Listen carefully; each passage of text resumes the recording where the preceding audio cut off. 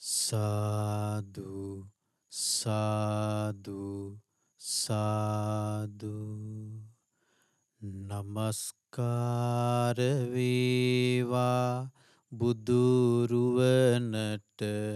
සැමදා බුදු හිමි සරණ යමි.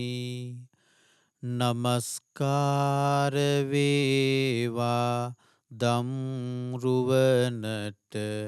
සැමදා සදහම් සරණ යමි.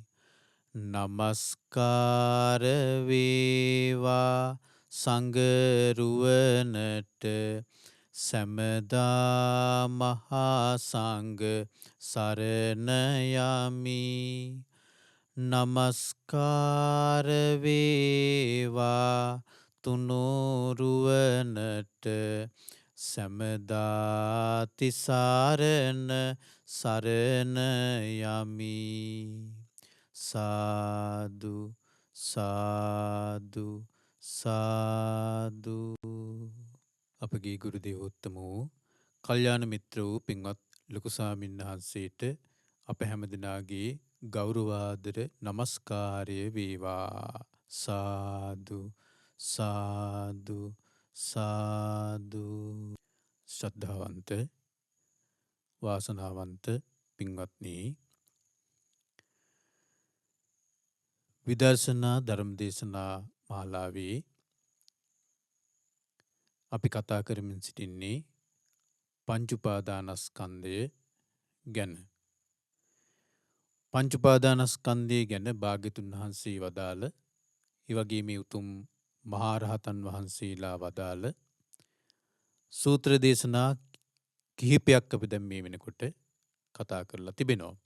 මම හිතන්නේ මේ පින්වතුන් ඒ දේශනා අහලා නැවත අහලා, ඒ වගේම උතුම් සූත්‍ර පොත් වහන්සේලා කින් ඒ දේශනා කියවලා මේ පින්වතුන්ට යම් අවබෝධයක් වැටහීමක් ඇති.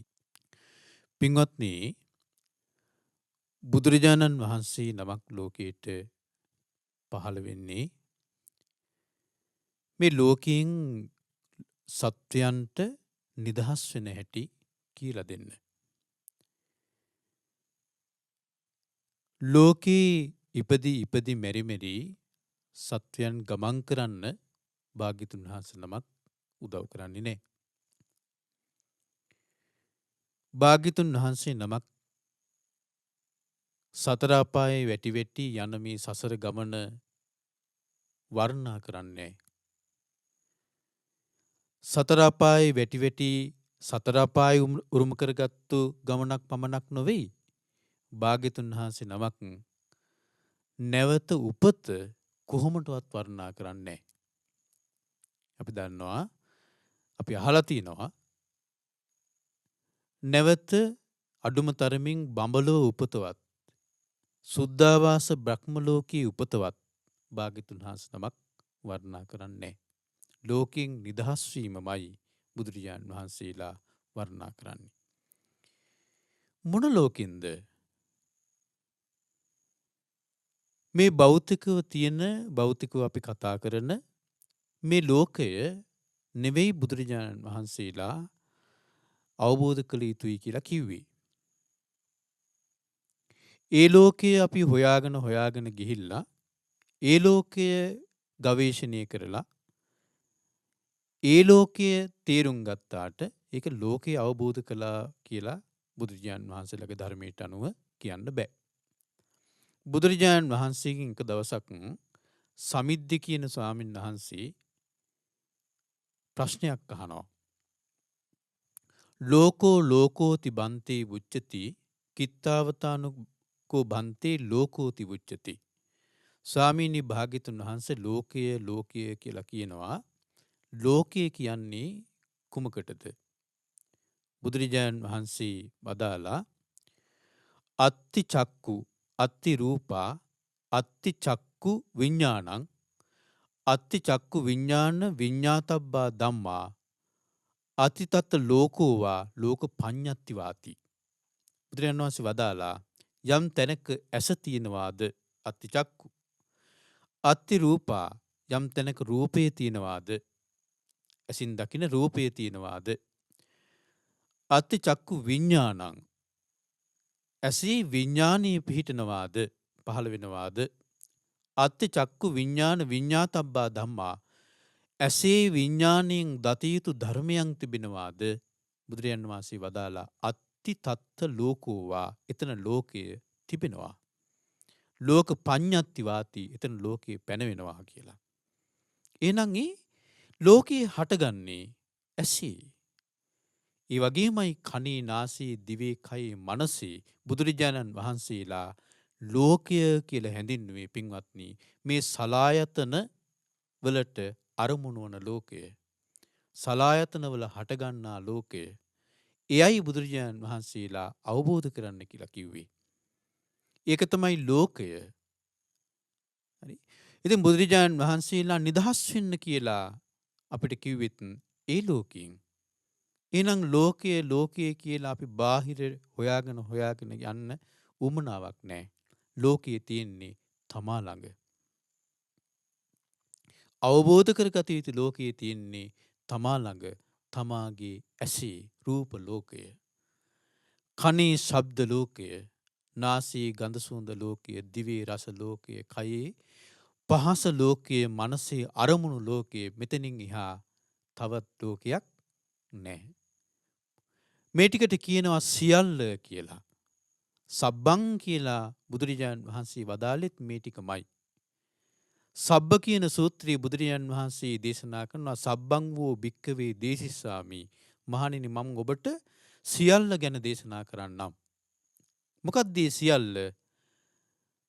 චක්කුංචේව රූපාච ඇසත් රූපයත්. සෝතංච සද්දාච කනත් ශබ්දයත්. ගානංච ගන්ධාච නාසයත් ගඳ සුවඳත්. ජීවහාච රසාච දිවත් රසයත්. කායෝච පොට්ටබ්බාච කයත් පහසත්. මනෝච ධම්මාච මනසත් ධර්මයනුත් අරමුණුත්. ඔන්නොතන තියෙනවා කිව්වා. බුදුරජාණන් වහන්සේ දේශනා කළා ඔය තමයි සියල්ල. භාග්‍යවතුන් වහන්සේ වදාලා යම්කිසි කෙනෙක් කියනවා නම් මේ සියල්ල මම ප්‍රතික්ෂේප කරනවා මම වෙනස් සියල්ලක් පනවනවා කියලා භාග්‍යවතුන් වහන්සේ වදාලා ඒක සිදුවිය නොහැකි දෙයක්. ඒක නිකන් වචන මාත්‍රයක් විතරයි. පුට්ටෝචන සම්පායෙය ඒක වචන මාත්‍රයක් විතරයි. ඒ ගැන හිතන්න ගියපුවාම ඒ ගැන කතා කරන්න ගියපුවාම නිකන් වෙහසක් විතරයි. උත්තරින්ච විඝාතා ඒක නිකන් වෙහසක් විතරයි කියලා. එහෙනම් පින්වත්නි සියල්ල අවබෝධ කළ යුතුයි කියලා භාග්‍යවතුන් වහන්සේ දේශනා කළා. ඒ සියල්ල අවබෝධ කරගෙන සියල්ලෙන් නිදහස් විය යුතුයි කියලා භාග්‍යවතුන් වහන්සේ දේශනා කළා. සියල්ල කියලා අපි ලෝකයේ හැම දෙයක්ම මේ භෞතික ලෝකයේ සෑම දෙයක්ම ගැනම හොය යන්න උමනා නැහැ සියල්ලට. සියල්ල කොහෙද තියෙන්නේ? ඇසත් ඇසට පේන රූපත්. කනත් කනට හෙන ශබ්දත්. නාසයත් නාසයට දැනෙන ගඳ සුවඳත්. දිවත් දිවට දැනෙන රසයත්. කයත් කයට දැනෙන පහසත්. මනසත් මනසට සිතන අරමුණුත්. ඔය තමයි සියල්ල. බුදුරජාණන් වහන්සේ ධර්මයට අනුව. එහෙනම් භාග්‍යවතුන් වහන්සේ ධර්මයට අනුව අපි ඇස කන නාසය දිවකය මනස මනාලෙස යථාර්ථ විදිහට අවබෝධ කරගත්තොත් එහෙම සියල්ල අවබෝධ කළා වෙනවා. මනාල්කොට ඒ ඇස කන නාසය දිවකය මනස අවබෝධ කරගෙන ඒ ටිකෙන් නිදහස් වුණොත් එහෙම සියල්ලෙන් නිදහස් වුණා වෙනවා. එහෙනම් පින්වත්නි ඒක තමයි ඉලක්කය බුදුරජාණන් වහන්සේ නමක් ලෝකයට පහළ වීමේ. ඉතින් පින්වත්නි අපි භාග්‍යවතුන් වහන්සේ වදාළේ වගේම ඒ රහතන් වහන්සේලා වදාළ උතුම් සූත්‍ර දේශනා සාකච්ඡා කරමින් ඉන්නේ. අද අපි සාකච්ඡා කරන්නේ අද මේ පින්වතුන්ට මා කියා දෙන්නේ තවත් එක්තරා සුවිශේෂී දේශනාවක්. මේ දේශනාව අඩංගු වෙලා තිබෙන්නේ මජ්ක්‍ධිම නිකායේ උපරිපණ්ණාසකේ තුන්වෙනි පොත් වහන්සේ තුල. දේශනාවේ නම මහා කච්චායන බද්ධීක රත්ත සූත්‍රය. භාග්‍යවතුන් වහන්සේ මේ උතුම් දේශනාව දේශනා කරන කාලේ වැඩ සිටියේ රජගහ නුවර තපෝදාරාමේ.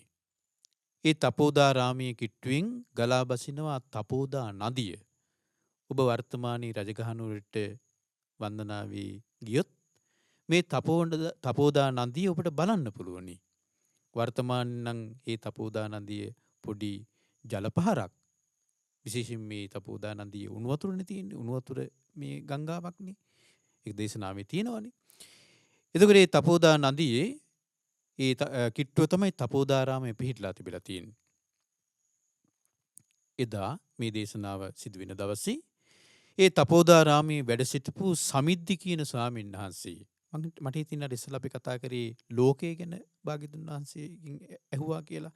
සමහර විට ඒ සමිද්දි ස්වාමීන් වහන්සේ වෙන්නත් පුළුවන්. සමහරට වෙන සමිද්දි ස්වාමීන් වහන්සේ නමක් වෙන්නත් පුළුවන්. ඒක මේකේ සඳහන් වෙලා නැහැ.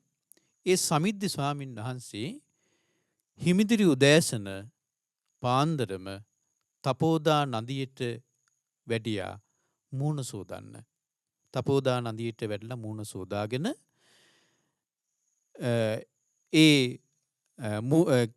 ඇඟ වේලන්න ඒ තපෝදා නදිය කිට්ටුව වැඩ සිටිද්දී එක්තරා දේවතාවෙක් සමිද්දි ස්වාමීන් වහන්සේ ඉන්න තැනට පැමිණියා. මේ දේවතාව සමිද්දි ස්වාමීන් වහන්සේත් එක්ක කතා කරලා ඊට පස්සේ සමිද්දි ස්වාමීන් වහන්සේගෙන් අහනවා මේ දේවතාවා ධාරේ සිත්වං බික්කු බද්දේක රත්තස්ස උද්දේශංච විභංගංචාති. පින්වත් භික්ෂුව ඔබ බද්දේක රත්තේහි උද්දේශයත් විභංගයත් ඔබ දන්නවාද? සමිද්දි ස්වාමීන් වහන්සේ උත්තර දෙනවා නකෝ අහං ආවුසෝ ධාරේමි බද්දේක රත්තස්ස උද්දේශංච විභංගංච. ආයුෂ්මත්නි මම බද්දේක රත්තේ උද්දේශයත් විභංගයත් දන්නේ. ඊට පස්සේ සමිද්දි ස්වාමීන් වහන්සේ දේවතාවගෙන් අහනවා පින්වත් දෙවිය ඔබ දන්නවද බද්දේක රත්තේ උද්දේශයත් විභංගයත්? දේවතාව උත්තර දෙනවා අනේ මේ ස්වාමීනි මමත් දන්නේ. ඊට පස්සේ අර දේවතාව අහනවා සමිද්දි ස්වාමීන් වහන්සේගෙන් භික්ෂුව ඔබ දන්නවද බද්දේක රත්ත ගාථා? සමිද්දි ස්වාමීන් වහන්සේ උත්තර දෙනවා ආයුෂ්මත්නි මම බද්දේක රත්ත ගාථා දන්නෙත් නෑ. ඊට සමිද්දි ස්වාමීන් වහන්සේ අහනවා දේවතාවගෙන් පින්වත් දෙවිය ඔබ දන්නවද බද්දේක රත්ත ගාථා? දෙවිය උත්තර දෙනවා ස්වාමීනි මමත් බද්දේක රත්ත ගාථා දන්නේ නෑ. එතකොට මේ දේවතාවත් බද්දේක රත්ත ගාථා කියලා බද්දේක රත්තේ උද්දේශී විභංගය කියලා යමක් එහෙම යමක් තියෙනවා කියලා අහලා තියෙනවා. නමුත් ඒ මොකක්ද කියලා දන්නේ නැහැ. ඒ දේවල් අහලා නැහැ. අර සමිද්දි ස්වාමීන් වහන්සේ කොහොමත් අහලා නැහැ. බද්දේක රත්ත කියලා මුකුත්ම අහලා නැහැ. ඊපස්සේ මේ දේවතාවා සමිද්දි ස්වාමීන් වහන්සේට මේ දේවතාවා කියනවා උගන්නා හිතුවම් බික්කු බද්දේක රත්තස්ස උද්දේශංච විභංගංච. භික්ෂුව ඔබ බද්දේක රත්තේ උද්දේශයත් විභංගයත් ඉගෙන ගන්න. පරියාපුනාති ත්වම් බික්කු බද්දේක රත්තස්ස උද්දේශංච විභංගංච. භික්ෂුව ඔබ බද්දේක රත්තේ උද්දේශයත් විභංගයත් හොඳට පිරිවහන්න. පිරිවහනවා කියලා කියන්නේ හොඳට ඉගෙනගෙන කල්පනා කරනවා. ඒක අධ්‍යයනය කරනවා. අත්ත සංහිතෝ බික්කු බද්දේක රත්තස්ස උද්දේශෝච විභංගෝච ආදි බ්‍රහ්මචරියකෝති. අර දේවතාව කියනවා මේ බද්දේක රත්තේ උද්දේශයත් විභංගයත් මනා අර්ථ සහිතයි. අත්ත සංහිතෝ ඒ වගේම ආදි බ්‍රහ්මචරියකෝති නිවන් මගට මුල් වෙනවා. ආදි බ්‍රහ්මචරිය කියලා කියන්නේ නිවන් මගට මුල් වෙනවා. ඉන්පස්සේ දැන් මේ දේවතාවා දැන් අර විදිහට කිව්වනේ මේ සමිද්දි ස්වාමීන් වහන්සේ මේ ටික ඉගෙන ගන්න කියලා. ඉතින් මේ දේවතාවත් හරි ආසාවෙන් මේ සමිද්දි ස්වාමීන් වහන්සේට කියලා මේ දෙන්න කතා වෙලා ඒ දේවතාවා කියනවා සමිද්දි ස්වාමීන් වහන්සේට ඔබ ගිහිල්ලා භාග්‍යතුන් වහන්සේ මේක අහන්න කියලා. ඉතින් සමිද්දි ස්වාමීන් වහන්සේ භාග්‍යතුන් වහන්සේ මුණ ගැහෙන්න වැඩියා. මං හිතන්නේ දේවතාවත් එතෙන්න වැඩියා.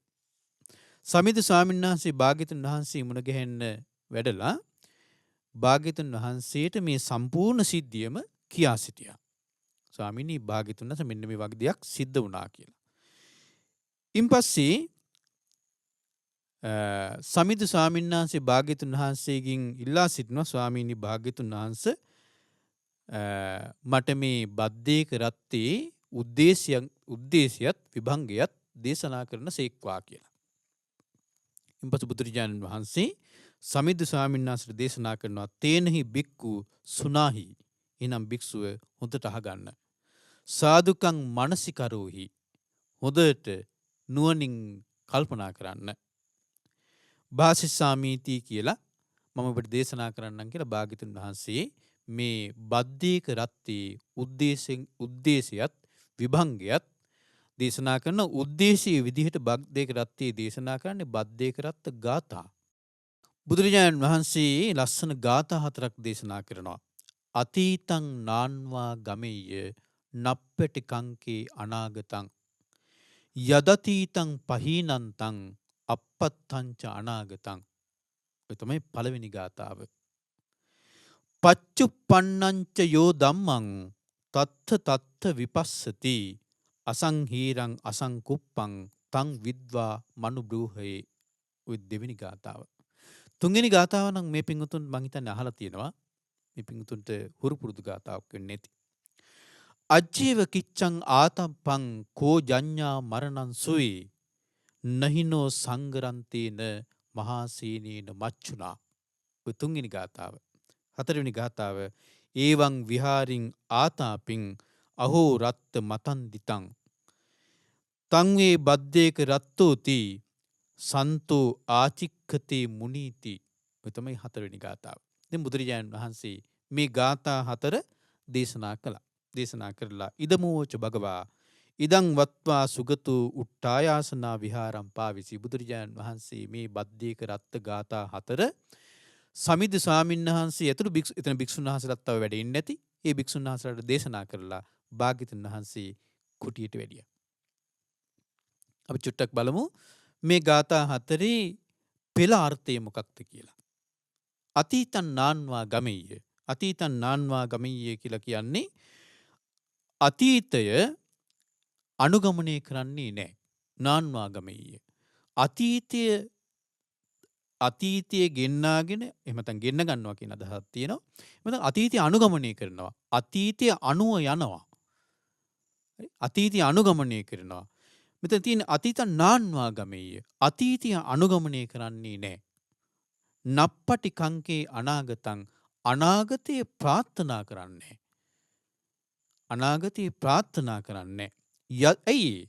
යදතීතං පහීනන්තං අතීතය ප්‍රහාණය වෙලා ගියා. ප්‍රහීන වෙච්ච එකක් අතීතය. අපත්තංච අනාගතං අනාගතය තාම හටාරන්නේ. අපත්තංච අනාගතය හටාරන්නේ. ඒක නිසා මොකද්ද කරන්න කියන්නේ? පච්චුප්පන්නංච යෝ ධම්මං තත්ත විපස්සති. පච්චුප්පන්න කියලා කියන වර්තමානයේට වර්තමානය කියලා කිව්වට මේ වචනේ ඇත්තටම අර්ථය පච්චුප්පන්න හේතු ප්‍රත්‍යයන්ගෙන් උපන්න මොහොත. ප්‍රත්‍යයන්ගෙන් උපන්න මොහොත. ඒක තමයි පච්චුප්පන්න. ප්‍රත්‍යයන්ගෙන් උපන්න මොහොත. යෝ ධම්මං ඒ ප්‍රත්‍යයන්ගෙන් ඉපදුණු ධර්මයන් ගැන තත්ත විපස්සති. ඒ තැන හොඳට විදර්ශනාවෙන් ඉන්න. අසංහීරං අසංකුප්පං. අසංහීරං කියලා කිව්වේ අසංහීර කියලා කිව්වේ ගෙන්න ගන්නේ නැහැ. අසංහීර ගෙන්න ගන්නේ නැහැ. නැත්තම් බැඳෙන්නේ නැහැ. අසංකුප්පං. අසංකුප්පං කියලා කියන්නේ කම්පණය වෙන්නේ නැහැ. කවුද? තං විද්වා මනුබ්‍රූහයේ. ඒක දකින්න අර පච්චුප්පන්නේ ධර්මයන් ගැන මනාකොට විදර්ශනාවෙන් වාසය කරන ඒ බුද්ධ ප්‍රඥාවන්ත කෙනා මනුබ්‍රූහයේ ප්‍රඥාවන්ත කෙනා ඒක දකින කෙනා ඒ ගැන බැඳෙන්නේ නැහැ. ඒ වගේ මේ ගැන කම්පාවකටපත් වෙන්නේ නැහැ. අසංකුප්පං කම්පාවකටපත් වෙන්නේ නැහැ. අජ්ජීව කිච්ඡං ආතප්පං කෝ ජඤ්ඤා මරණං සුවේ.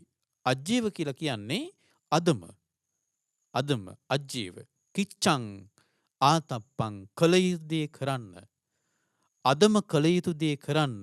කෝ ජඤ්ඤා මරණං සුවේ. සුවේ කියලා කියන්නේ හෙට. හෙට මැරෙයිද කවුද දන්නේ? අදම කළ යුතු දේ කරන්න කියනවා. හෙට මැරෙයිද කවුද දන්නේ? නහිනෝ සංගරන්තේන මහා සීනේන මච්චුනා. නහිනෝ සංගරන්තේන සමග givisum නෑ කියනවා. කාත් එක්කද? මහා සීනේන මච්චුනා. මහා සීන ඇති මාර්යා සමග සමග givisum නෑ කියනවා. ඒ නිසා අද තියෙන දේ අදම කරන්න. හෙට මැරෙයිද දන්නේ නැහැ. මාර්යස් එක්ක givisum ගහන්න බෑ. ඒවං විහාරින් ආතාපින් අහෝ රත්ත මතන්දිතං තං වේ බද්දේක රත්තෝති සන්තෝ ආචික්කති මුනීති. ඒවං විහාරින් ආතාපින් මේ විදිහට මේ විහරණය කරන ආතාපින් කියන කෙලස්තන් වීරියෙන් යුක්ත ඒ තැනැත්තා තං වේ බද්දේක රත්තෝති සන්තෝ ආචික්කති මුනීති. ආන්නේ ශාන්ත වූ ඒ මුනිවරයා. හරි? ඒ ශාන්ත වූ මුනිවරයා කොයි මුනිවරයාද? ඒවං විහාරින් ආතප්පින් අර පච්චුප්පන්නේ වූ ධර්මයන්ගේ ස්වභාවය හොඳට තේරුම් අරගෙන ඒකට අකම්පිතව ඉන්න, ඒකට නොඇලී ඉන්න ඒ ශාන්ත මුනිවරයාගේ විහරණයට කියනවා මොකක් කියලාද? බද්දේක රත්ත කියලා. බද්දේක රත්ත කියලා. බද්ද කියලා කියන්නේ ශ්‍රේෂ්ඨ. එමත් නැත්නම් බද්ද කියලා කියනවා උතුම් කියන අදහසත් බද්ද කියන මේ අදහසේ තියෙනවා. උත්තරීතර කියන අදහසක් තියෙනවා බද්ද කියලා. බද්ද ඒක රත්ත කියලා කියන්නේ තනිව හැසිරෙන. ඒක රත්ත තනිව හැසිරෙන. ශ්‍රේෂ්ඨ වූ තනිව හැසිරෙන්නා කියලා අන්‍යයට කියනවා. එහෙම නැත්නම් ශ්‍රේෂ්ඨ වූ හුදකලාවේ හැසිරෙන්නා. උත්තරීතර හුදකලාවේ හැසිරෙන්නා. බද්ද ඒක රත්ත. බද්දේක රත්ත.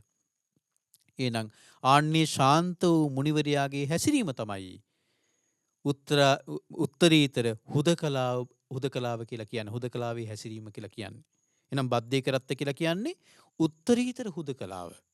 ආන්නේ උත්තරීතර හුදකලාව කියන්නේ ඔන්නේ ශාන්ත වූ ඒ තැනත්තාගේ විහරණය. ඉතින් මේක තමයි බුදුරජාණන් වහන්සේ දේශනා කරපු මේ බද්දේක රත්ත ගාථාවල දල පෙළ අර්ථය. හරි බලන්න මේ පෙළ අර්ථය ගත්තත් ඉතාමත්ම රමණීයයි, ඉතාමත්ම සුන්දරයි. මේතර මේ පෙළ අර්ථයේ සුන්දර බව තියෙන්නේ ඒකේ තියෙන තේරුමත් එක්කයි, අර්ථයත් එක්කයි ඒක සුන්දර වෙන්නේ. හරි ඊට පස්සේ බුදුරජාණන් වහන්සේ මේ ගාථාව දේශනා කළ කුටියට වැඩියන්නේ. දැන් ස්වාමීන් වහන්සේලාට මේ ගාථාව දේශනා කරාට මේකේ විභංගය තේරෙන්නේ නැහැ. හරි විභංගය තේරෙන්නේ නැති නිසා මේ ස්වාමීන් වහන්සේලා මොකද කලේ? කතා වුණා දැන් අපි මේකේ විභංගය අහගන්නේ කාගෙන්ද? ඒ දවස්වල ස්වාමීන් වහන්සේලා අතර ගොඩාක් ප්‍රසිද්ධයි බුදුරජාණන් වහන්සේ කෙටියෙන් වදාළ ධර්මයේ විස්තර වශයෙන් දේශනා කරන්න පුළුවන් භික්ෂුන් වහන්සේලා ඉන්නවනම් ඒ අතර ශ්‍රේෂ්ඨම වෙන්නේ අතර අග්‍රම වෙන්නේ මහා කච්චාන මහරහතන් වහන්සේ කියලා. ඉතින් මේ ස්වාමීන් වහන්සේලා කතා වුණා අපි මහා කච්චාන මහරහතන් වහන්සේ ළඟට යමු කියලා. ඉතින් මේ මහා කච්චාන මහරහතන් වහන්සේට අග්‍රස්ථානයකුත් තියෙනවා. භාග්‍යතුන් වහන්සේ වදාළ කෙටියෙන් වදාළේ ධර්මයේ විස්තර වශයෙන් විභංග වශයෙන් දේශනා කරන භික්ෂුන් වහන්සේලා අතර අග්‍රස්ථානයක් තියෙනවා මහා කච්චාන මහරහතන් වහන්සේට. ඉතින් මහා කච්චාන මහරහතන් වහන්සේ මුණ ගැහෙන්න මේ ස්වාමීන් වහන්සේලා ගිහිල්ලා මහා කච්චාන මහරහතන් වහන්සේට මේ සම්පූර්ණ සිද්ධියම කිව්වා. මහා කච්චාන මහරහතන් වහන්සේට මේ ස්වාමීන් වහන්සේලා කියනවා ස්වාමීනි ආයුෂ්මත් මහා කච්චායන් වහන්සේ අපි මහා කච්චායන් වහන්සේ ළඟට ආවේ මේ බද්දේක රත්ත ගාථාවල විභංගය අහගන්නයි, අර්ථය අහගන්නයි. ඉන් පස්සේ මහා කච්චායන මහරහතන් වහන්සේ සාමාන්‍යයෙන් මහා කච්චායන මහරහතන් වහන්සේ මේ විභංගයේ කියන්නේ කෙටියෙන් භාග්‍යවතුන් වහන්සේ කෙටියෙන් වදාළ ධර්මයේ විස්තර වශයෙන් දේශනා කරන හැමතැනකම වගේ මහා කච්චායන මහරහතන් වහන්සේ දේශනා කරනවා ආයුෂ්මත්ති ඔබලා මෙන්න මේ වගේ දෙයක් තමයි කරලා තියෙන්නේ මේ කියලා. කොහොමද? සේයතාපි ආවසෝ පුරිසෝ සාරත්තිකෝ සාර ගවේසී සාර පරියේෂණං චරමානෝ මහතෝ රුක්කස්ස තිට්ඨතෝ සාරවතෝ අතික්කමේව මූලං අතික්කමේව කන්දං සාකා පලාසේ සාරං පරියේෂිතබ්බං. ඒක තේරුම මේක. දැන් ඔන්න මහකච්චායන මහරහතන් දේශනා කරන ඔබ වහන්සේලා කරලා තින්නේ මෙන්න මේ වගේ වැඩක්. කොයි වගේ වැඩක්ද? අරටුවක් හොයාගෙන අරටුවක් කියන්නේ අරටුවක් හොයාගෙන යන කෙනෙක් කුට හම්බ වෙනවා විශාල ගහක්. අරටු සහිත විශාල ගහක් හම්බ වෙනවා. ඒ කෙනා මොකද කරන්නේ? අතික්කමේව මූලං මුලත් අතහැරලා. අතික්කමේව කන්දං කඳත් අතහැරලා. සාකා පලාසේ සාරං පරියේෂිතබ්බං. හරියට චූටි අතුවල පොඩි අතුවල කොළවල අරටුව හොයනවා වගේ. පොඩි කොළ අතුවල අරටුව හොයනවා වගේ. ඔබ වහන්සේලා මේ වැඩේ මේ කරලා තියෙන්නේ. බුදුරජාණන් වහන්සේ ළඟ ඉඳලා බුදුරජාණන් වහන්සේගෙන් මේක අහන්න නැතුව මා සොයාගෙන ආවේ හරියට ආන්නේ වගේ වැඩක් ඔබ වහන්සේලා කරලා තියෙන්නේ කියලා භාග්‍යතුන් වහන්සේට ප්‍රශංසා කරලා කතා කරනවා මහා කච්චායන මහරහතන් වහන්සේ. ඉන්පස්සේ අර ස්වාමීන් වහන්සේලා මහා කච්චායන මහරහතන් වහන්සේට කියනවා අද්දාවුසෝ කච්චායන භගවා ඥානං ඥානාති. ඇත්ත ආශ්මත් කච්චායන වහන්සේ භාග්‍යතුන් වහන්සේ තමයි දත යුතු දේ දන්නේ. පස්සම්පස්සති දැක යුතු දේ දකින්නේ භාග්‍යතුන් වහන්සේ. චක්කු භූතෝ භාග්‍යතුන් වහන්සේ තමයි දහම් ඇසින් ඉපදුනේ. ඥාන භූතෝ භාග්‍යතුන් වහන්සේ තමයි ඥාණයෙන් ඉපදුණු කෙනා. භාග්‍යතුන් තමයි ඥානෙ උපදින්නේ. ධම්ම භූතෝ භාග්‍යතුන් වහන්සේගෙන් තමයි ධර්මයේ උපදින්නේ. බ්‍රහ්ම භූතෝ භාග්‍යතුන් වහන්සේගෙන් තමයි ශ්‍රේෂ්ඨත්වයේ උපදින්නේ. ඉතින් භාග්‍යතුන් වහන්සේට ප්‍රශංසා කරලා ඒ ස්වාමීන් වහන්සේලාත් මහා කච්චායන මහරහතන් වහන්සේට කියන අනේ ආයුෂ්මත් මහා කච්චායන වහන්සේ අපිට මේක කියා දෙන සීක්වා කියලා. ඉතින් මහා කච්චායන මහරහතන් වහන්සේ ඊට පස්සේ ඔන්න අර භික්ෂුන් වහන්සේලාට කියනවා තේනාවසෝ සුනාත එහෙනම් ආයුෂ්මත්නි අහගන්න සාදුකං මනසිකරෝත් හොඳට නුවණින් කල්පනා කරන්න කියලා දේශනා කරනවා. ඉන් පස්සේ මහා කච්චායන මහරහතන් වහන්සේ මෙන්න මේ බද්දේක රත්ත ගාථාවල භාග්‍යවතුන් වහන්සේ වදාළ ඒ බද්දේක රත්ත ගාථාවල අර්ථය විභංගය දේශනා කරනවා. අපිට කාල වේලා ගොඩාක් ඉක්ම යන නිසා කාල වේලා බොහොම සීමිත නිසා අපිට මේ සූත්‍රේ කතා කරන්න වෙන්නේ බොහොම සමහරට සංක්ෂිප්තව. නමුත් ඔබට තේරුම් ගන්න පුළුවන් වෙයි අමාරු වෙන එකක් නෑ. ඉතින් මහා කච්චායන මහරහතන් වහන්සේ දේශනා කරනවා කතංචාවුසෝ අතීතං අන්වාගමේති. දැන් අතර තිබුණ අතීතං නාන්වාගමේ කියලානේ. ඒතර අතීතං නාන්වාගමේය.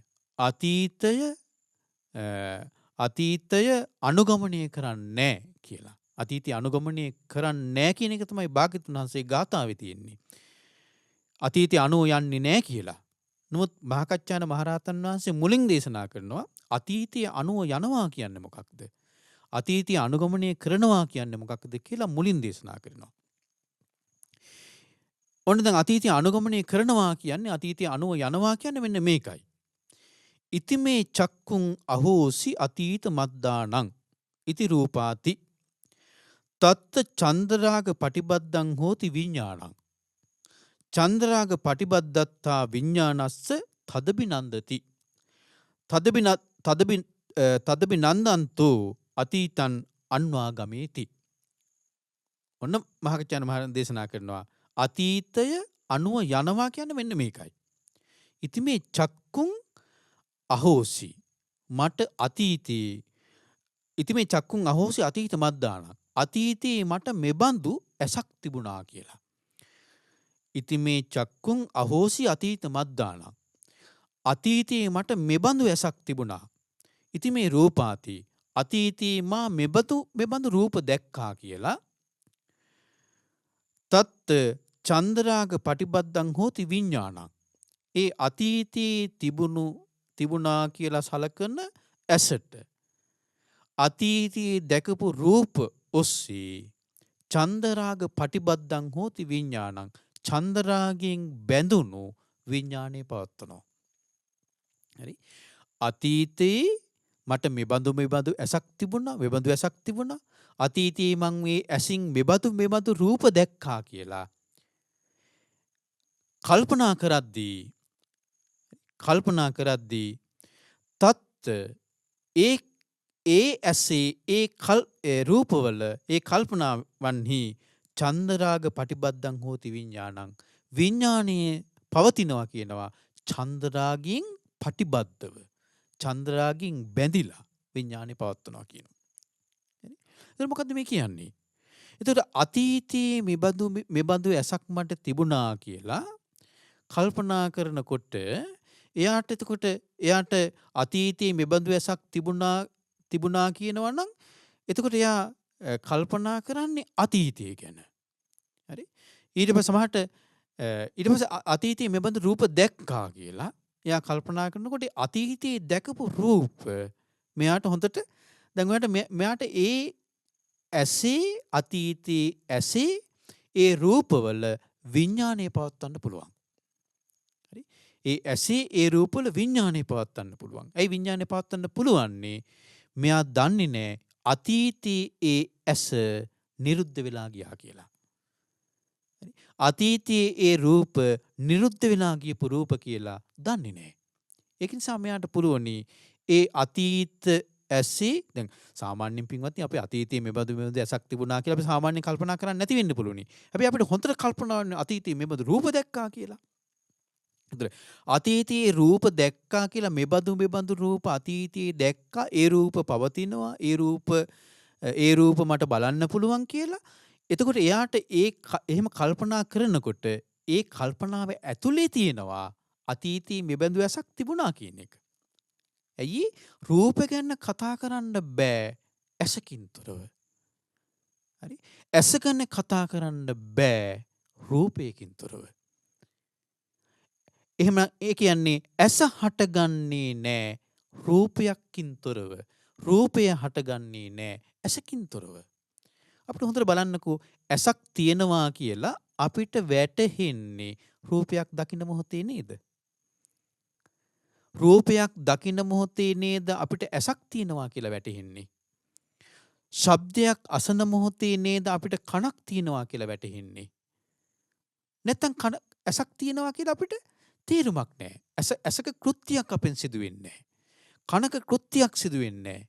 ඒ කෘත්‍ය සිදු වෙන්නේ ඒකට බාහිර අරමුණු පැමිණෙද්දී, බාහිර අරමුණු ගැටෙද්දී. හරි? ඒක නිසා අපි අතීතයේ ඇසක් තිබුණා කියලා කල්පනා කරන්නේ නැති වෙන්න පුළුවනි. හැබැයි අතීතේ රූප ගැන අපි කල්පනා කරද්දී ඒක ඇතුලේ තියෙනවා ඇසක් තිබුණා කියන අර්ථය. ඇසක් තිබුණා කියන අදහස ඒක ඇතුලේ තියෙනවා.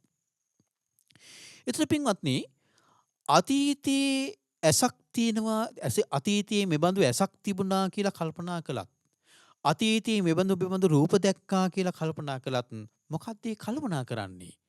පංච උපාදානස්කන්ධයක් ගැන. කජ්ජනීය සූත්‍රයේ බුදුරජාණන් වහන්සේ දේශනා කළානේ අතීතයේ සමනුපස්සනා කරනවා නම් යම්කිසි කෙනෙක්ගේ එයා කල්පනා කරන්නේ පංච උපාදානස්කන්ධයක්මයි.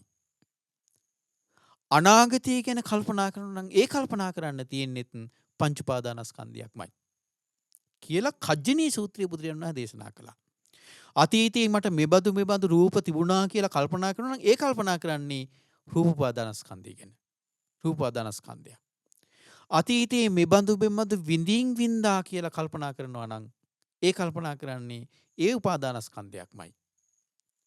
අතීතයේ මෙබඳු හඳුනා ගැනීම කළා කියලා කල්පනා කරනවා ඒ කල්පනා කරන්නේ උපාදානස්කන්ධයක්මයි. එතකොට අතීතය ගැන කල්පනා කරනවා නම් යා මෙබඳු රූප දැක්කා කියලා මෙබඳු ඇසක් තිබුණා කියලා ඒ පංච උපාදානස්කන්ධයක් ගැන කල්පනා කරන්නේ. ඇයි? ඒ ඇස හරහා සකස් වුණු පංච උපාදානස්කන්ධයක්. හරි? පංච උපාදානස්කන්ධය හැදෙනවා ඇස හරහා. ඇස හරහා හැදෙනවා රූප උපාදානස්කන්ධය. ඒ රූප ඔස්සේ හැදෙනවා වේදනා උපාදානස්කන්ධය. හරි? ඒ වේදනාව අපි හඳුනා ගන්නවා. හරි? එතකොට සංඥා උපාදානස්කන්ධය. ඒ හඳුනා ගන්න වේදනාව ගැන චේතනා පහළ වෙනවා. හරි? ඒක සංස්කාර උපාදානස්කන්ධය. හරි? විඥානය කොහොමත් හට ගැනීමකින් තොරව මේ දෙක සිද්ධ වෙන්නේ නැහනේ. ඒතර එතන තියෙන්නේ විඥානෝපාදානස්කන්ධය. එහෙනම් ඔන්න අතීතයේ ඇස ගැන කල්පනා කරොත් එහෙම එතන ඒ කල්පනා කරන්න තියෙන්නේ එයාට පංච උපාදානස්කන්ධයක්මයි. ඒ වගේම තමයි අතීතයේ මේ බඳු කණක් මට තිබුණා කියලා එයා කල්පනා කරනවා. ඒ කණෙන් අතීතයේ මෙබඳු ශබ්ද මං ඇහුවා කියලා. මොකද ඒ කල්පනා කරන්නේ? කනහරහා සකස් වුණු පංච උපාදානස්කන්ධයක්මයි. අතීතයේ මෙබඳු නාසයක් මට තිබුණා කියලා කල්පනා කරත් ඒ නාසයෙන් මම මෙබඳු ගඳ සුවඳ වින්දා කියලා කල්පනා කරත් එයා කල්පනා කරන්නේ නාසය හරහා හැදුණු පංච උපාදානස්කන්ධයක්මයි. අපි මේ දෙක එහෙනම් ගලපලා බලන්න ඕනේ කජ්ජනී සූත්‍රයත් එක්ක. හරි? කජ්ජනී සූත්‍රයත් එක්ක කල්පනා කරද්දී මෙතන තියෙන්නේ මේ අතීත පංච උපාදානස්කන්ධය. අතීතයේ ඇස හරහා කන හරහා නාසයේ දිවකය මනස හරහා හටගත්තු සකස් වුණු පංච උපාදානස්කන්ධය.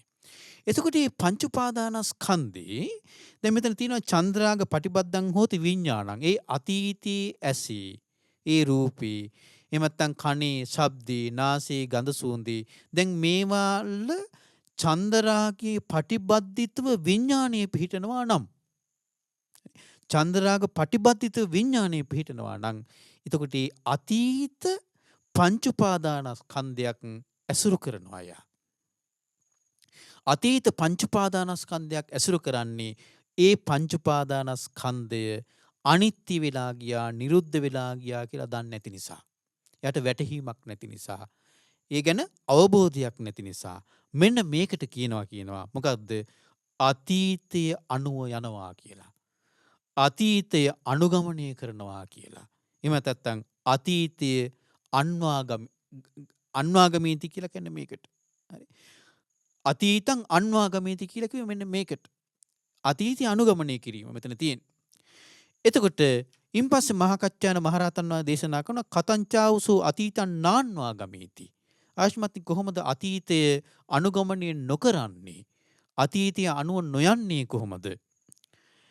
ඉති මේ චක්කුන් අහෝසි අතීත මද්දානං ඉති රූපාති න තත්ත චන්ද්‍රාග පටිබද්දං හෝති විඥානං. හරි. ඒතර අතීතය අනුගමනය නොකරන්නේ අතීතය අනුව නොයන්නේ කොහොමද?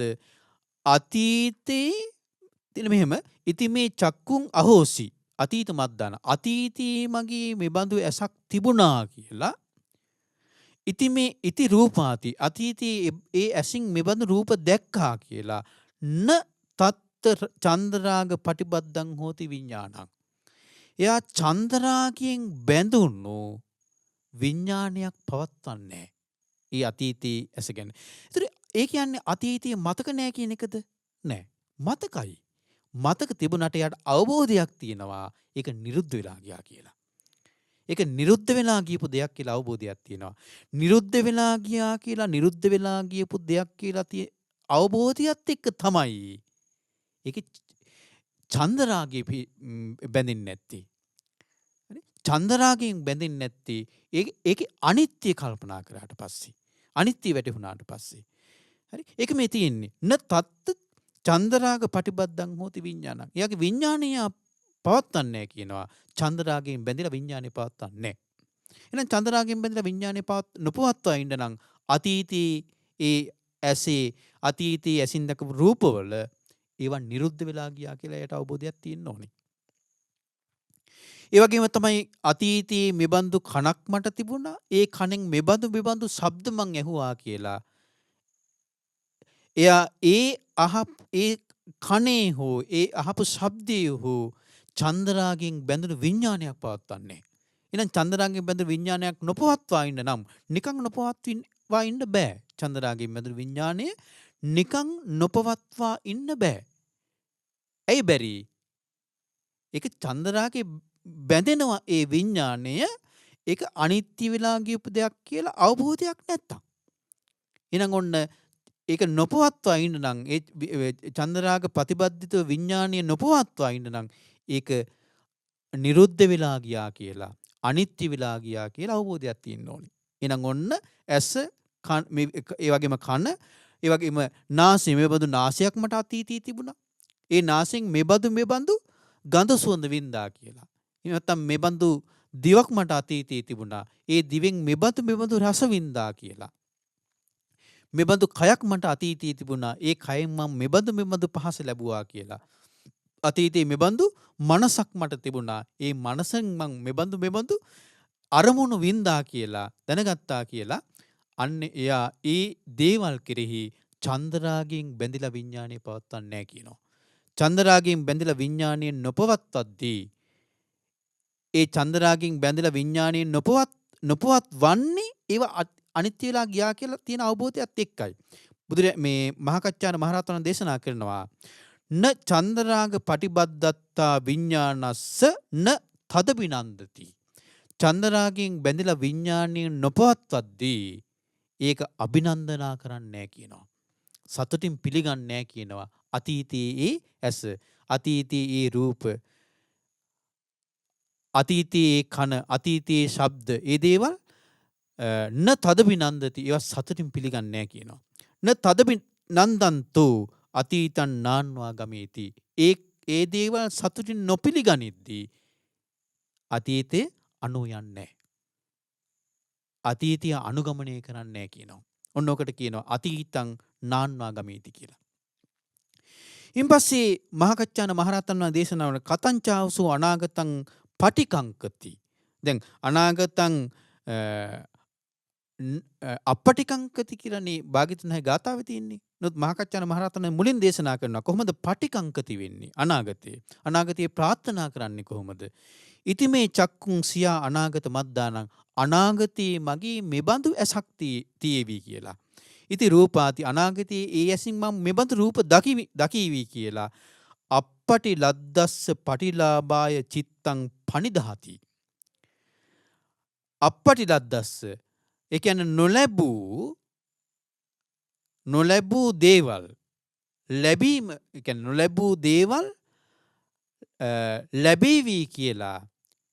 තාම නොලැබූ දේවල් අනාගතයේ ලැබීවි කියලා චිත්තං පනිදහති. සිතේ ප්‍රාර්ථනාවන් ඇති වෙනවා. අනාගතයේ මෙබඳු ඇසක් තිබේවි. ඒ ඇසින් මෙබඳු රූප දකීවි කියලා. අනාගතයේ මෙබඳු කනක් තිබේවි. ඒ කනෙන් මෙබඳු ශබ්ද ඇසීවි කියලා. අනාගතයේ මෙබඳු නාසයක් තිබේවි. ඒ නාසයෙන් මෙබඳු ගඳ සුවඳ දැනේවි කියලා. අනාගතයේ මෙබඳු දිවක් තිබේවි. ඒ දිවෙන් මෙබඳු රස දැනේවි කියලා. අනාගතයේ මෙබඳු කයක් තිබේවි. ඒ කයට මෙබඳු පහස ලැබේවි කියලා. අනාගතයේ මෙබඳු මනසක් තිබේවි. ඒ මනසට මෙබඳු අරමුණු දැනේවි කියලා. අනාගතයේ ගැන එයාට තියෙනවා කොහොමද? අපපටි ලද්දස්ස ඒ කියන්නේ නොලැබුණු දේවල් ලැබීම පිණිස සිතේ ප්‍රාර්ථනාවක් තියෙනවා. ප්‍රාර්ථනාවක් හටගන්නවා. චිත්තම් පනිදහති. චේතසෝ පනිදාන පච්චයා. සිතේ ඒ ප්‍රාර්ථනාව හේතු කරගෙන මොකද වෙන්නේ? තදබිනන්දති. ඒක අභිනන්දනා කරනවා. ඒ අනාගත පැතුම අභිනන්දනා කරනවා. අභිනන්දනා කරනවා කියන සතුටින් පිළිගන්නවා ඒ අනාගත පැතුම. ඒතර අනාගත පැතුම සතුටින් පිළිගන්නේමක් නිසාද? ඒ වර්තමානයේ හටගන්නාදී හටගන්න නිරුද්ධ වෙනවා කියලා දන්නේ නැති නිසා. ඒතර යා හිතනවා දැන් ඔන්න අතීතයේ මෙහෙම තිබුණා මට අනාගතෙත් මෙහෙම තියේවි කියලා. අතීතයේ මෙහෙම තිබුණා අනාගතෙත් මෙහෙම තියේවි කියලා යාට ප්‍රාර්ථනාවක් තියෙනවා. අනාගතයේ මෙහෙම වේවි කියලා ප්‍රාර්ථනාවක් තියෙනවා. ඒතර මේ ප්‍රාර්ථනාව යා සතුටින් පිළිගන්නවා. තදබි නන්දන්තෝ අනාගතම් පටිකංකති. ඒක සතුටින් පිළිගනිද්දී ඒකට කියනවා අනාගතං පටිකංකති. අනාගතයේ පතනවා කියලා. අනාගත ප්‍රාර්ථනා කරනවා කියලා ඒකට කියනවා. ඉතින් කන නාසය දිවකය මනස ඔය හැම දෙයකටම මේ විදිහේ අනාගත පැතුමක් තියෙනවා. ඒ පැතුම තියෙන්නේ ඒ දේවල් අනිත්‍ය වෙලා යනවා කියලා නොදන්නා නිසා. අවබෝධයක් නැති නිසා. අන්න ඔකට කියනවා අනාගතම් පටිකංකති කියලා. එතකොට මොකද්ද අනාගතං න පටිකංකති කියලා කියන්නේ? කතංචාවසු අනාගතං න පටිකංකති. කොහොමද ආයුෂ්මත්නි අනාගතයේ නොපතා ඉන්නේ? ඉති මේ චක්කුං සියා අනාගත මද්දානං.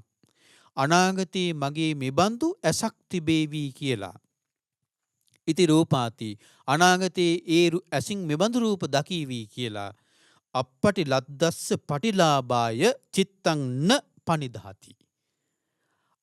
නොලැබූ ඒ දේවල් ලබා ගැනීම පිණිස ප්‍රාර්ථනාවක් නැහැ කියනවා. හරි? අනාගතයේ මෙබඳු ඇසක් තිබේවි. ඒ ඇසින් මෙබඳු රූප දකීවි කියලා අපපටි ලද්දස්ස නොලැබූ දේවල් පටිලාභාය ලැබීම පිණිස චිත්තං න පනිදාති. සිතේ පැතුමක් හටගන්නේ. හරි? පැතුමක් හටගන්නේ. පැතුමක් හටගන්නේ නැත්තේ ඇයි? පැතුම හටගන්නේ නැත්තේ එයා මේ මොහොතේ ඇස, මේ මොහොතේ රූප, මේ මොහොතේ හට අරගෙන නිරුද්ධ වෙනවා කියලා එයාට ලැබෙන අවබෝධයත් එක්කයි.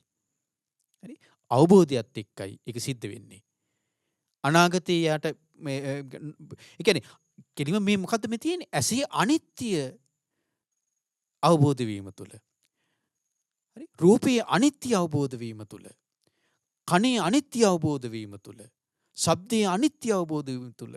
නාසයේ, දිවේ, කයේ, මනසේ, ඒ වගේම ගඳ සුවඳවල, රසයේ, පහසේ, අරමුණු වල අනිත්‍ය අවබෝධ වීම තුළ තමයි එයාට අනාගතයේ මෙබඳු දේවක් තියේවි කියලා පැතුමක් නැත්තේ.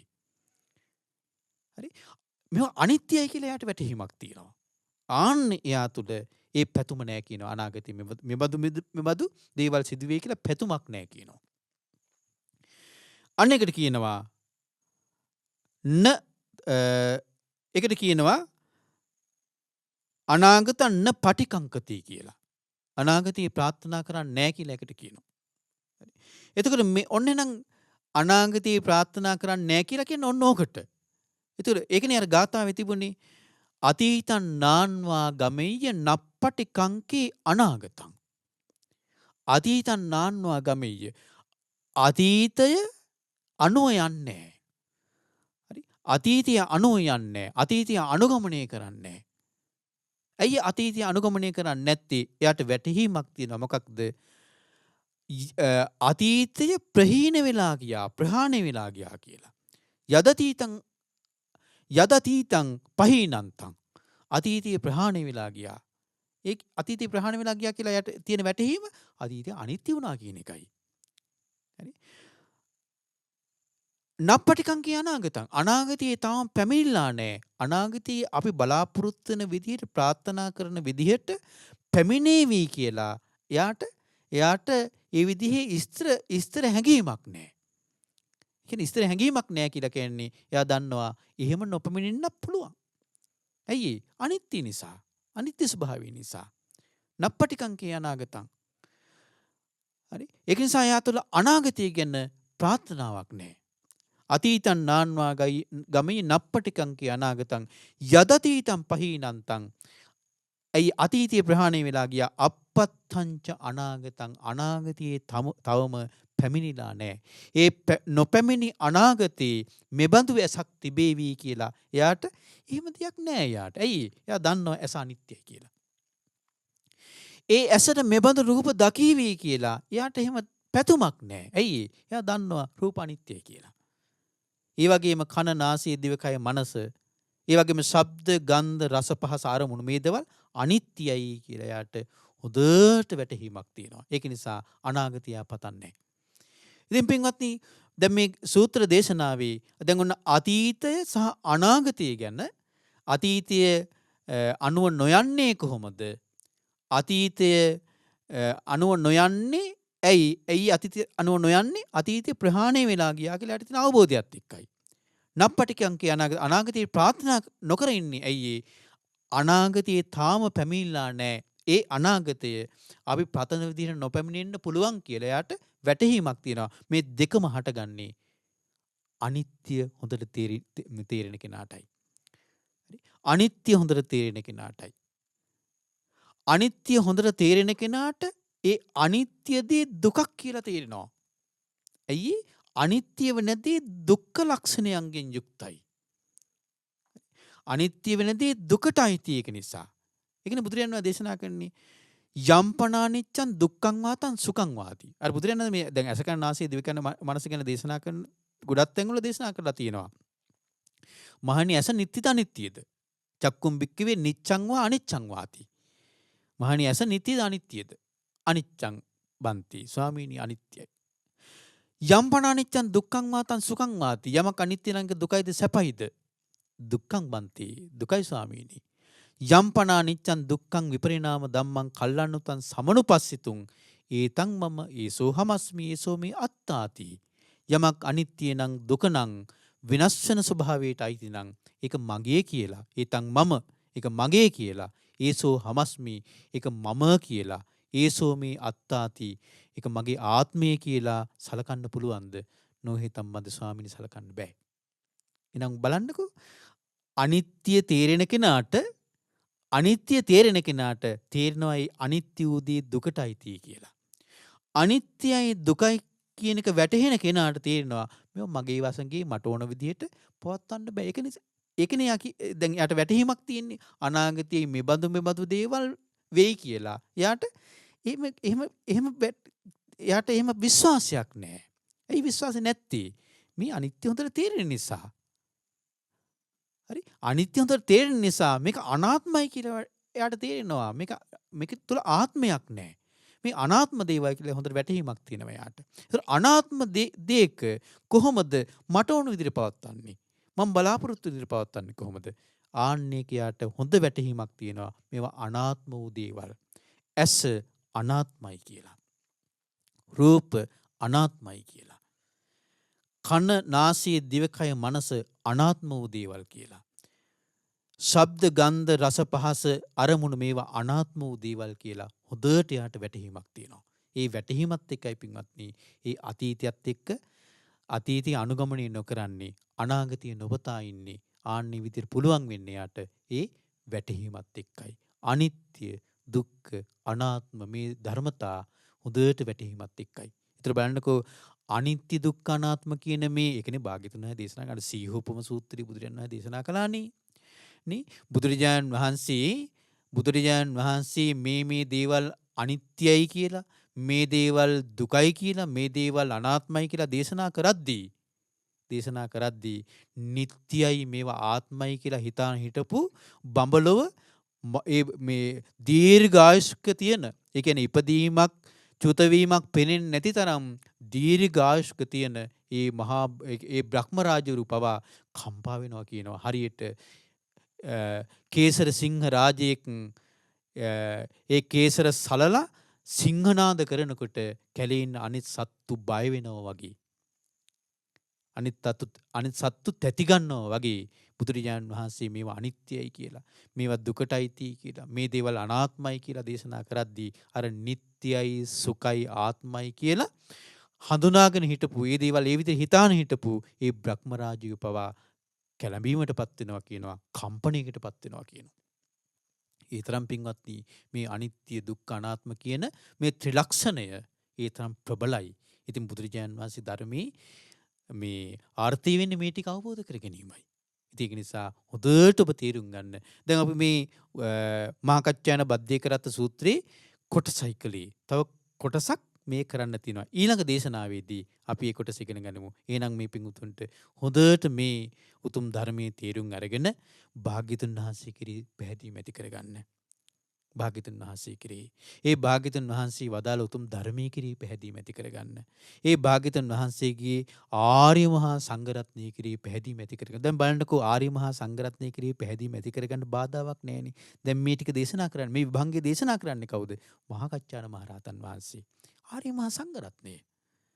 එතකොට ඔබ හොඳට පහදින්න ඕනි මේ බුදුරජාණන් වහන්සේ කෙරෙහි ධර්මයේ කෙරෙහි ආර්ය මහා සංඝරත්නය කෙරෙහි ඒ විදිහට හොඳට ශ්‍රද්ධාව ඇති කරගෙන ඒ ශ්‍රද්ධාව තුළින් ඔබ හොඳට බුදුරජාණන් වහන්සේගේ ධර්මයේ වඩා يعني වැඩියෙන් ඉගෙනගෙන ඒ ධර්මයේ මතක තියාගෙන ඒ ධර්මයෙන් හොඳට නුවණින් කල්පනා කරගන්න මේ පින්වත් සීල දනාට වාසනාව උදා වෙත්වා. සාදු සාදු සාදු. පින්වත්නි අද මේ දේශනාවේ දායකත්වයේ දරුවේ මාර්තු මාස 8 වෙනි දිනට 70 වන උපන්දිනය සමරන දමයන්ති තෝරදෙණිය මෑණියන්ට සහ ජනවාරි මාස 23 වෙනි දින 71 වෙනි උපන්දිනය සැමරූ ධර්මසිරි බෝගමුව පියාණන්ට සිත ප්‍රාර්ථනා කිරීම තමයි අරමුණ වෙලා තිබෙන්නේ.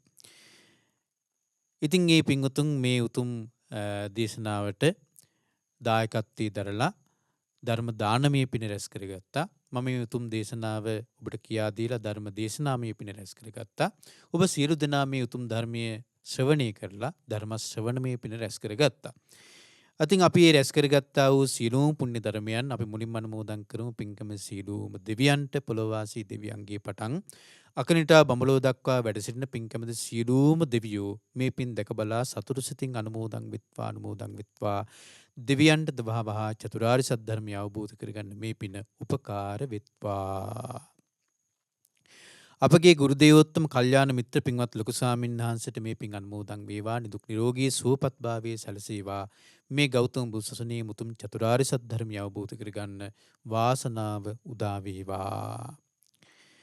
ඒ වගේම මාර්තු මාස 8 වෙනි දිනට 70 වෙනි උපන්දිනයේ සමරන දමයන්ති තෝරදෙනිය මෑණියන්ට ඒ වගේම ජනවාරි මාස 23 වෙනි දින 71 වෙනි උපන්දිනයේ සැමරූ ධර්මසිරි බෝගමුව පියාණන්ට නිදුක් නිරෝගී සුවපත් භාවයේ ප්‍රාර්ථනා කරනවා. ඉතින් මේ දෙපළට නිදුක් නිරෝගී සුවපත් භාවයේ දීර්ඝායු සම්පන්නිය සැලසෙත්වා. මේ ගෞතම බුදුසසුනේ උතුම් චතුරාර්ය සත්‍ය ධර්මය අවබෝධ කරගන්න වාසනාව උදා වෙත්වා. දායකත්වයේ දරූ සියලුම පින්වතුන්ගේ නමින් නන් අයුරින් උදව් උපකාර කළ සියලු පින්වතුන්ගේ නමින් අනන්ත සසර පුරාවට මිය පරලෝකීය සියලුම ඥාතිහිත මිත්‍රාදීන්ට මේ පින් අනුමෝදන් වෙත්වා.